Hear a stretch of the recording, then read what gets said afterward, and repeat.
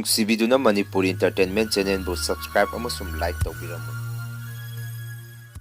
ꯃꯌꯥꯝꯕꯨ ꯑꯍꯥꯟꯕꯃꯛꯇꯗ ꯀꯣꯛꯅꯣꯅ ꯈꯨꯔꯨꯝꯖꯔꯤ꯫ ꯉꯁꯤꯁꯨ ꯅꯨꯡꯁꯤꯖꯔꯕ ꯑꯩꯒꯤ ꯁꯕꯁꯀ꯭ꯔꯥꯏꯕꯔ ꯏꯆꯦ-ꯏꯆꯟ, ꯏꯕꯨꯡ ꯏꯄ꯭ꯋꯥꯁꯤꯡꯅ ꯊꯥꯕꯤꯔꯛꯄ ꯑꯁꯦꯡꯕ ꯊꯣꯛꯈꯤꯕ ꯇꯥꯕꯗ ꯇꯨ ꯆꯣꯡꯉꯕ ꯀꯤꯕ ꯋꯥꯔꯤ ꯈꯔ ꯃꯌꯥꯝꯒꯤꯗꯃꯛꯇ ꯄꯨꯗꯨꯅ ꯂꯥꯛꯆꯔꯤ꯫ ꯋꯥꯔꯤꯁꯤꯡ ꯑꯁꯤꯕꯨ ꯂꯥꯟꯊꯣꯛꯆꯈꯤꯕ ꯃꯇꯝꯗ ꯁꯣꯏꯈꯤꯕ ꯂꯥꯟꯈꯤꯕ ꯌꯥꯎꯔꯕꯁꯨ ꯃꯌꯥꯝꯗ ꯉꯥꯛꯄꯤꯌꯨ ꯍꯥꯏꯖꯔꯤ꯫ ꯑꯍꯥꯟꯕꯒꯤ ꯋꯥꯔꯤ ꯑꯁꯤꯅ ꯑꯩꯒꯤ ꯅꯨꯡꯁꯤꯖꯔꯕ ꯁꯕꯁꯀ꯭ꯔꯥꯏꯕꯔ ꯏꯆꯜ ꯑꯃꯅ ꯑꯩꯒꯤ ꯏꯐꯝꯗ ꯊꯥꯕꯤꯔꯛꯄꯅꯤ꯫ ꯏꯆꯜ ꯑꯁꯤꯅ ꯂꯝ ꯃꯃꯤꯡ ꯃꯊꯥ ꯑꯃꯇ ꯄꯟꯕꯤꯔꯛꯀꯅꯨ ꯍꯥꯏꯕꯤꯔꯛꯄꯒꯤ ꯃꯇꯨꯡ ꯏꯟꯅ ꯋꯥꯔꯤ ꯑꯁꯤ ꯊꯣꯛꯈꯤꯕ ꯂꯝ ꯃꯃꯤꯡ ꯑꯃꯗꯤ ꯋꯥꯔꯤ ꯑꯁꯤꯕꯨ ꯏꯕꯤꯔꯛꯄ ꯏꯆꯜ ꯑꯗꯨꯒꯤ ꯃꯃꯤꯡ ꯄꯟꯖꯗ꯭ꯔꯦ꯫ ꯃꯁꯤꯒꯤꯗꯃꯛꯇ ꯃꯌꯥꯝꯅ ꯉꯥꯛꯄꯤꯒꯅꯤ꯫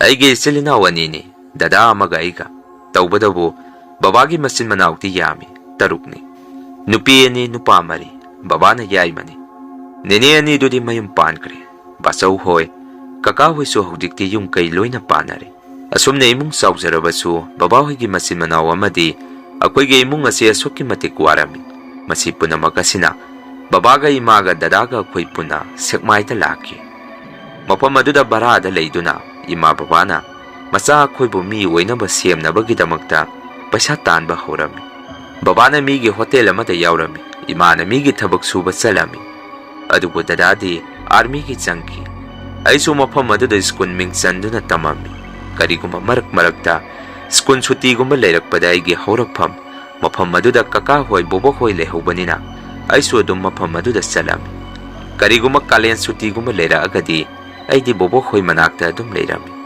ꯑꯁꯨꯝꯅ ꯑꯩꯅ ꯀ꯭ꯂꯥꯁ 8 ꯀꯥꯔꯛꯄ ꯃꯇꯝ ꯑꯁꯥꯏꯗ ꯀꯥꯂꯦꯟ ꯁꯨꯇꯤ ꯐꯪꯕꯗꯒꯤ ꯑꯩ ꯀꯀꯥ ꯍꯣꯏ ꯕꯣꯕꯣꯛ ꯍꯣꯏꯒꯤ ꯃꯅꯥꯛꯇ ꯂꯩꯔꯝꯃꯤ꯫ ꯃꯇꯝ ꯑꯗꯨꯗ ꯑꯩꯈꯣꯏ ꯀꯀꯥ ꯑꯇꯣꯝꯕꯁꯤ ꯌꯥꯝꯅ ꯀꯟꯅ ꯅꯥꯔꯝꯃꯤ꯫ ꯏꯃꯨꯡ ꯃꯅꯨꯡꯁꯨ ꯈꯔꯒ ꯋꯥꯕꯒ ꯃꯇꯝ ꯑꯗꯨꯗ ꯀꯀꯥꯁꯤ ꯍꯤꯗꯥꯛ ꯂꯩꯔꯒ ꯆꯥꯕ ꯐꯥꯎ ꯅꯤꯡꯊꯤꯖꯅ ꯉꯝꯃꯝꯗꯦ꯫ ꯃꯅꯥ ꯃꯁꯤꯡ ꯈꯔ ꯍꯦꯛꯑꯒ ꯐꯥꯔꯃꯥꯁꯤꯗꯒꯤ ꯍꯤꯗꯥꯛ ꯈꯔ ꯂꯩꯔꯒ ꯆꯥꯗꯨꯅ ꯂꯩ꯫ ꯃꯗꯨꯗ ꯅꯥꯔꯤꯕ ꯀꯀꯥꯗꯨꯒꯤ ꯅꯨꯄꯤ ꯑꯩꯈꯣꯏ ꯏꯟꯗꯣꯝꯆꯥꯅ ꯍꯣꯁꯄꯤꯇꯥꯜꯗ ꯆꯠꯂꯒ ꯗꯣꯛꯇꯔꯗ ꯌꯦꯡꯊꯣꯛꯁꯤ ꯍꯥꯏꯕꯗ ꯀꯀꯥꯅ ꯌꯥꯈꯤꯗꯦ꯫ ꯀꯩꯁꯨ ꯇꯧꯔꯣꯏ, ꯆꯥꯔꯤꯕ ꯍꯤꯗꯥꯛ ꯈꯔꯁꯤ ꯆꯥꯔꯒ ꯑꯗꯨꯝ ꯐꯖꯈꯤꯅꯤꯗ ꯈꯨꯝꯃꯤ꯫ ꯃꯇꯝ ꯑꯗꯨꯗ ꯅꯥꯔꯤꯕ ꯀꯀꯥꯗꯨꯒꯤ ꯅꯨꯄꯤ ꯑꯩꯈꯣꯏ ꯏꯟꯗꯣꯝꯆꯥꯁꯤꯁꯨ ꯊꯥ ꯐꯥꯖꯤꯜꯂꯛꯑꯝꯃꯤ, ꯑꯉꯥꯡ ꯎꯅꯕꯒꯤ꯫ ꯃꯁꯤ ꯄꯨꯝꯅꯃꯛꯁꯤꯒꯤ ꯈꯜꯂꯒ ꯀꯀꯥꯅꯁꯨ ꯌꯥꯝꯅ ꯋꯥꯅ ꯄꯩꯁా ꯈꯔ ꯇꯥꯟꯁꯤꯟꯖꯔꯒ ꯈꯥꯛꯆꯩ꯫ ꯀꯔꯤꯒꯨꯝꯕ ꯑꯅꯥꯕ ꯂꯥꯌꯦꯡꯈ꯭ꯔꯕꯗꯤ ꯄꯩꯁꯥꯁꯤꯡ ꯑꯗꯨ ꯂꯣꯏꯅ ꯆꯪꯈ꯭ꯔꯅꯤ ꯍꯥꯏꯗꯨꯅ ꯊꯥꯏꯅꯗꯒꯤꯁꯨ ꯍꯧꯅ ꯀꯀꯥꯁꯤ ꯌꯥꯝꯅ ꯉꯟꯅ ꯄꯤꯛꯂꯤꯉꯩꯗꯒꯤ ꯊꯕꯛ ꯁꯨꯔꯒ ꯏꯃꯨꯡ ꯄꯨꯔꯛꯏ ꯍꯥꯏ꯫ ꯋꯥꯁꯨ ꯌꯥꯝꯅ ꯋꯥꯖꯔꯛꯑꯕꯅꯤ꯫ ꯃꯁꯤꯒꯤ ꯃꯇꯨꯡ ꯃꯇꯝ ꯈꯔ ꯂꯩꯔꯒꯗꯤ ꯀꯀꯥꯁꯨ ꯃꯆꯥꯅꯨꯄꯥ ꯑꯃ ꯐꯪꯖꯔꯝꯃꯤ꯫ ꯃꯗꯨꯅ ꯄꯩꯁꯥꯁꯨ ꯑꯉꯥꯡꯒꯤ ꯁꯣꯁꯇꯤ ꯁꯣꯟꯕ ꯈꯣꯠꯄ ꯇꯧꯕꯗ ꯈꯔ ꯃꯈꯩꯗꯤ ꯆꯪꯉꯝꯃꯤ꯫ ꯃꯁꯤ ꯄꯨꯝꯅꯃꯛꯁꯤꯅ ꯀꯀꯥꯁꯨ ꯄꯩꯁా ꯂꯩꯔꯛꯇꯕꯗꯒꯤ ꯍꯤꯗꯥꯛ ꯐꯥꯎ ꯂꯩꯔꯒ ꯆꯥꯕ ꯉꯝꯃꯛꯈꯤꯗꯦ꯫ ꯏꯟꯗꯣꯝꯆꯥꯁꯨ ꯑꯉꯥꯡ ꯎꯅꯕꯒꯤ ꯊꯥ ꯑꯃꯗꯤ ꯃꯄꯥꯝꯂꯣꯝꯗ ꯂꯩꯈꯤ꯫ ꯑꯩꯁꯨ ꯏꯟꯗꯣꯝꯆꯥ ꯂꯩꯇꯕꯗꯨꯗ ꯀꯀꯥꯒꯤ ꯁꯦꯕꯥ ꯇꯧꯕ ꯑꯣꯏꯅ ꯃꯈꯣꯏꯒꯤ ꯃꯅꯥꯛꯇ ꯂꯩꯔꯝꯃꯤ꯫ ꯏꯃꯨꯡꯒꯤ ꯆꯥꯛ ꯏꯁꯤꯡ ꯊꯣꯡꯕ, ꯐꯤ ꯅꯨꯡ ꯁꯨꯕ ꯑꯩꯒꯤ ꯏꯊꯧ ꯑꯣꯏꯔꯝꯃꯤ꯫ ꯀꯀꯥꯁꯨ ꯅꯥꯕ ꯅꯣꯡꯃ ꯅꯣꯡꯃꯒꯤ ꯍꯦꯟꯖꯜꯂꯛꯑꯝꯃꯤ꯫ ꯑꯩꯅ ꯆꯥꯛ ꯊꯣꯡꯗꯨꯅ ꯀꯀꯥꯗ ꯄꯤꯖꯕꯗ ꯀꯀꯥꯅ ꯆꯥꯕ ꯌꯥꯗꯦ, ꯆꯥꯛ ꯆꯥꯅꯤꯡꯗꯦꯗ ꯍꯥꯏꯔꯛꯈꯤ꯫ ꯑꯩꯁꯨ ꯀꯀꯥꯒꯤ ꯃꯑꯣꯡ ꯃꯇꯧ ꯑꯗꯨꯗ ꯌꯦꯡꯕ ꯉꯝꯃꯝꯗꯦ꯫ ꯃꯇꯧ ꯄꯨꯝꯕꯗ ꯃꯕꯨꯛ ꯄꯥꯏꯔꯒ ꯀꯨꯜꯂꯒ ꯌꯥꯝꯅ ꯋꯥꯅ ꯈꯥꯡꯉꯝꯃꯤ꯫ ꯍꯤꯗꯥꯛꯇ ꯃꯩꯇꯩ ꯂꯥꯌꯦꯡ ꯃꯅꯥ ꯃꯁꯤꯡ ꯀꯌꯥ ꯑꯃ ꯆꯥꯖꯔꯕꯁꯨ ꯐꯕ ꯀꯧꯕ ꯂꯩꯇꯦ꯫ ꯃꯇꯝ ꯈꯔꯗꯤ ꯑꯩꯁꯨ ꯃꯈꯣꯏꯒꯤ ꯃꯅꯥꯛꯇ ꯂꯩꯔꯝꯃꯒ ꯌꯨꯝꯗ ꯑꯃꯨꯛ ꯍꯜꯂꯛꯄ ꯇꯥꯔꯝꯃꯤ꯫ ꯑꯩꯁꯨ ꯁ꯭ꯀꯨꯜ ꯆꯠꯇꯣꯔꯤꯕꯅꯤ꯫ ꯃꯗꯨꯗ ꯏꯟꯗꯣꯝꯆꯥꯅ ꯃꯄꯥꯝꯂꯣꯝꯗꯒꯤ ꯍꯦꯛ ꯍꯜꯂꯛꯄꯒ ꯑꯩꯁꯨ ꯌꯨꯝꯗ ꯑꯃꯨꯛ ꯍꯜꯂꯛꯈꯤ꯫ ꯇꯧꯕꯗꯕꯨ ꯑꯩꯅ ꯌꯨꯝꯗ ꯍꯦꯛ ꯍꯜꯂꯛꯄ ꯃꯇꯝ ꯏꯀꯨꯏ ꯀꯨꯏꯅꯗꯅ ꯕꯥꯖꯤ ꯍꯣꯏ, ꯏꯃꯥꯕꯨ ꯍꯣꯏ, ꯏꯟꯗꯣꯝꯆꯥ ꯍꯣꯏꯅ ꯀꯀꯥ ꯍꯣꯏ ꯌꯥꯝꯅ ꯀꯟꯅ ꯅꯥꯔꯦ, ꯑꯅꯥꯕ ꯍꯦꯟꯖꯜꯂꯦ, ꯅꯈꯣꯏꯁꯨ ꯑꯃꯨꯛꯇ ꯂꯥꯛꯑꯣ ꯍꯥꯏꯗꯨꯅ ꯏꯃꯥ ꯕꯕꯥ ꯍꯣꯏꯗ ꯄꯥꯎ ꯆꯦꯜꯂꯛꯈꯤ꯫ ꯃꯗꯨꯗ ꯏꯃꯥ ꯕꯕꯥꯁꯨ ꯁꯨꯔꯒ ꯆꯥꯕꯅꯤꯅ ꯃꯈꯣꯏꯅ ꯍꯦꯛ ꯍꯥꯏꯔꯛꯄꯒꯗꯤ ꯆꯠꯄ ꯉꯝꯃꯝꯗꯦ꯫ ꯑꯗꯨꯕꯨ ꯄꯥꯎ ꯁꯨꯝ ꯇꯠꯇꯅ ꯆꯦꯜꯂꯛꯄꯗꯒꯤ ꯕꯕꯥꯒ ꯏꯃꯥꯒ ꯑꯩꯈꯣꯏ ꯄꯨꯟꯅ ꯑꯃꯨꯛ ꯀꯀꯥꯒꯤ ꯃꯅꯥꯛꯇ ꯂꯥꯛꯈꯤ꯫ ꯃꯇꯝ ꯑꯗꯨꯗ ꯀꯀꯥꯁꯨ ꯃꯌꯥꯝ ꯆꯪꯗꯅ ꯀꯟꯅ ꯂꯥꯛꯅꯔꯒ ꯂꯩꯔꯝꯃꯤ꯫ ꯃꯗꯨꯗꯒꯤ ꯀꯀꯥꯕꯨ ꯁꯤꯖ ꯍꯣꯁꯄꯤꯇꯥꯜꯗ ꯄꯨꯈꯠꯂꯝꯃꯤ꯫ ꯃꯇꯝ ꯑꯗꯨ ꯀꯣꯔꯣꯅꯥ ꯃꯇꯝꯁꯨ ꯑꯣꯏ, ꯃꯗꯨꯅ ꯍꯣꯁꯄꯤꯇꯥꯜꯁꯨ ꯑꯅꯥꯕ ꯁꯦꯕꯥꯔꯤ ꯃꯤꯑꯣꯏ ꯑꯃꯗꯒꯤ ꯍꯦꯟꯅ ꯆꯪꯍꯜꯂꯝꯗꯦ꯫ ꯌꯨꯝꯗꯁꯨ ꯃꯥꯏꯕ ꯃꯥꯏꯕꯤ ꯀꯌా ꯑꯃ ꯇꯥꯟꯅꯔꯒ ꯂꯥꯏ ꯈꯨꯔꯝ ꯊꯣꯛꯑꯝꯃꯤ꯫ ꯃꯗꯨꯗ ꯃꯥꯏꯕ ꯃꯥꯏꯕꯤꯁꯤꯡꯅꯁꯨ ꯀꯀꯥꯁꯤ ꯃꯤꯒꯤ ꯄꯣꯠꯁꯦꯝ ꯌꯥꯎꯏ, ꯃꯤꯅ ꯑꯀꯟꯕ ꯄꯣꯠ ꯊꯥꯔꯛꯄꯅꯤ ꯍꯥꯏꯔꯛꯈꯤ꯫ ꯋꯥꯐꯝ ꯑꯗꯨꯗ ꯕꯕꯥ ꯍꯣꯏ ꯃꯆꯤꯟ ꯃꯅꯥꯎꯁꯨ ꯋꯥ ꯇꯥꯟꯅꯔꯝꯃꯤ꯫ ꯍꯣꯁꯄꯤꯇꯥꯜꯗ ꯂꯩꯔꯕꯁꯨ ꯑꯅꯥꯕꯁꯤꯗꯤ ꯐꯒꯠꯂꯛꯄ ꯑꯣꯏꯗ꯭ꯔꯦ꯫ ꯃꯗꯨꯅ ꯌꯨꯝꯗ ꯄꯨꯊꯔꯒ ꯂꯥꯏ ꯇꯤꯟ ꯅꯤꯡꯊꯤꯖꯅ ꯈꯨꯔꯝ ꯊꯣꯛꯎꯁꯤ ꯍꯥꯏꯗꯨꯅ ꯀꯀꯥ ꯍꯣꯁꯄꯤꯇꯥꯜꯗꯒꯤ ꯌꯨꯝꯂꯣꯝꯗ ꯑꯃꯨꯛ ꯄꯨꯊꯔꯛꯑꯝꯃꯤ꯫ ꯃꯇꯝ ꯑꯗꯨꯗ ꯃꯥꯏꯕ ꯃꯥꯏꯕꯤꯁꯤꯡꯅ ꯀꯀꯥꯕꯨ ꯂꯥꯏ ꯈꯨꯔꯝꯕꯒꯤ ꯌꯦꯔꯨꯝ ꯈꯔ ꯃꯩꯗ ꯊꯥꯗꯔꯝꯃꯤ꯫ ꯑꯗꯨꯕꯨ ꯑꯉꯛꯄ ꯃꯇꯧꯗ ꯃꯩꯗ ꯊꯥꯗꯔꯤꯕ ꯌꯦꯔꯨꯝ ꯑꯗꯨꯒꯤ ꯃꯅꯝ ꯑꯗꯨ Mi laubagi manam yamna namthiba manam ama imung sin thungna namakhi. Matau aduda babagi machin manau mayam amasu pungak naknarami. Phana asumna laitin khoiramasu kakadi nongmagi anaba kansalaktuna khoi mayambu thadoktuna satki. Kakana khoi mayambu thadoktuna chalamdai nong nini walingai yum masisu asuki matik tamnarami. Numidangi matamda miyoi amana nahebagi makhon amadi yumgi thongda mapandagi miyoi amana namakpagi mong matau kiraba kayasi kakagi sorat sondri phawdi asuki matik tamnarami. Adubu baba hoi baji hoi imung manunggi miyoi singnadi matau kayasi kaya thoidoknadi khanjalamdi. Maramdi kaka leikidabagi yum masida manin khara naibani khanduna. Asumna matam kharadi akhoisu yum maduda leirami. Aisu kakagi masanupi naunupi ani amaga aiga khoi puna adum tuminarami. Matam aduda aidi phone paire. Sanupi ani dudi phone paidri. Maduna aina pung mapan pho phone yengamaga mabanida amuk sinaramaga aidi adum tumami. Tawbadabu isanupi ani dudi phone yengduna thenga phok tumamdi. Marak tasu isanupi ani duna engonda sumna hekta hairaki. Chiche numidanga thengbada khuigi yumse tamnarakpagi mawong ama tawi haiduna. Aisu angangna haiba wabu haiduna kaya makhuigi wafam adu lumna lawbiramdi. Adubu nongmadi aisu tumba yadabadagi numidangi pung 10 phaw phone yengduna leirami. Matam aduda aisu mapan thongningakpadagi inaunupi ani dubu hauraga mapan thokpadu chalami. Madu loiraga amuk khuigi kada changaktringai sanupi amagi sendal adu mapanda thonggi marumda thanamaga ka manungda changakhi. Aduga phamungda kage hek tawrakpada angakba kiba matauda ngasai mapanda thanamba sendal nama ama akhoi tamna pak laungna tharakhi. Matau aduda khoisu pungangami kibana suloirami. Ngayaga sumna leiringai amuksu kadaidagi no khangdaba nungjawgumba amana akhoigi kada amuk thomjalaki makhon hauna. Madudagi aboksu kanna lauraki kaidawrake haiduna. Akhoisu indomcha hoigi manakta sangami.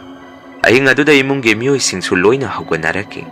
Aduga akhoigi kada sangduna yengubada ngasai akhoida tharakkiba sendal nama aduna taramba jaga aduda pungchaw chawdaba nung amasu leirami. Matau aduda mayamsu loina ngaknarami.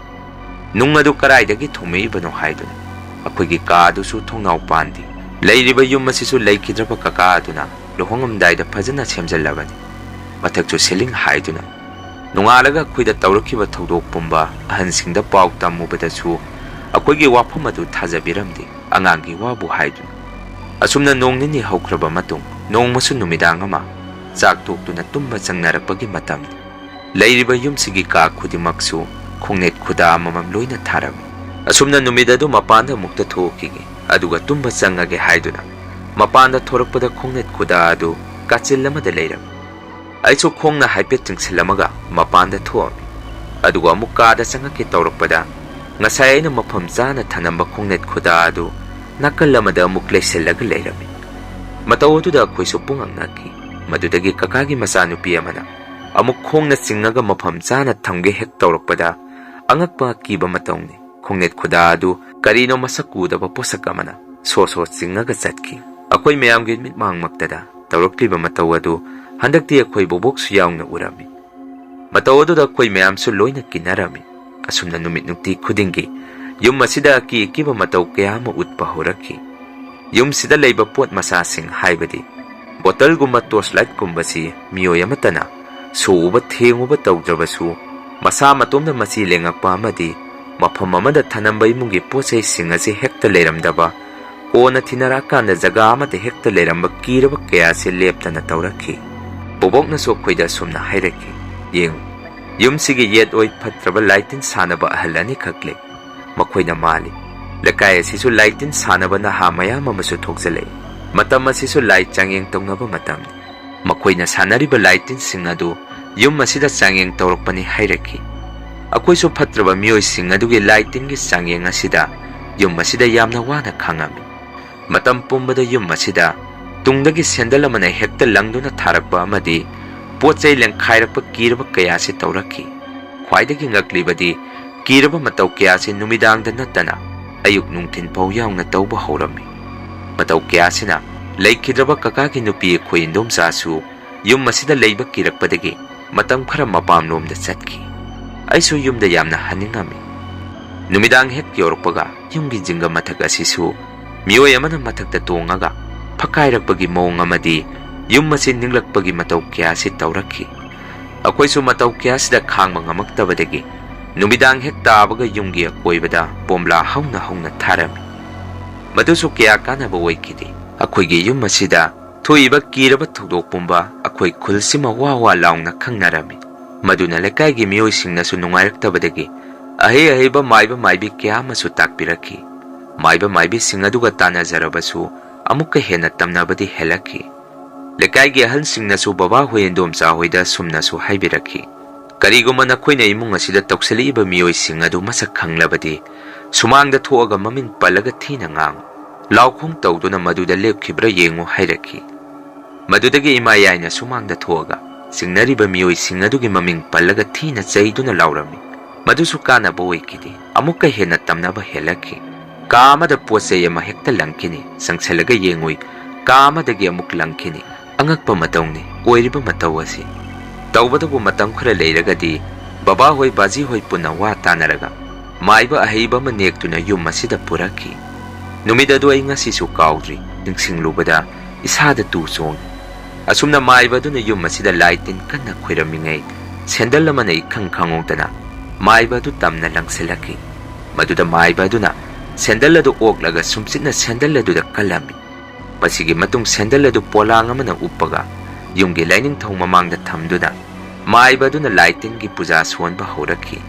Masi loiraga maiba duna imungi miyoi singda sumna hairami. Yeng hojikti mateng balaban horen numidang nakoigi yumgi phanglang sing asi kanna ninglakani.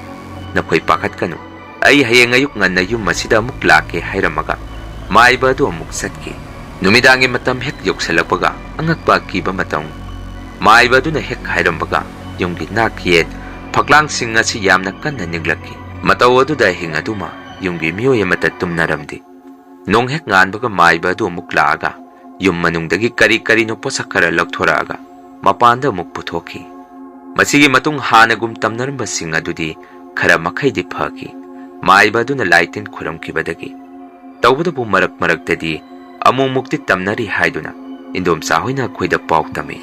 Masini mayam ngasigi rian horror story mathangi wari thagalakpada mayam punna muk thengnarasi. Ngasigi di mayam dagi kainanaba bidai lawjari.